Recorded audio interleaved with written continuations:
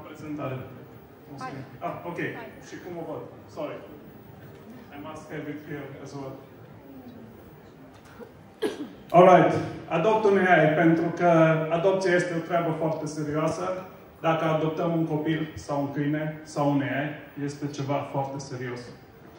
Și plecăm din ultimul loc din Europa și sunt optimist că putem să facem o treabă mult mai bună.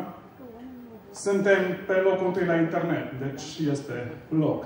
Și prin sinergie, deci nu singuri, putem să facem mai mult. Am selectat o temă destul de funny ca să facem o adopție stil edutainment și am și demonstrat și probat acest subiect împreună cu studenți, elevi, la fel și cu oameni de business, inclusiv vicepreședintele Uniunii Arhitecților din Republica Moldova mi-a făcut onoarea să poarte tricou on stage. Și am zis că AI it's like farming, pentru că trebuie să fie ceva simplu. Am gestionat oi, vaci și culturi, așa că putem face culturi de date, putem da și cai. Și putem să avem dublura noastră gestionată de AI. Și am văzut astăzi că ne poate lua față cineva și pune chiar și vocea. Și poate nu se vorbește destul de orchestrare și putem să facem o orchestră de AI-uri. Mi s-a spus să nu fiu prea tehnic.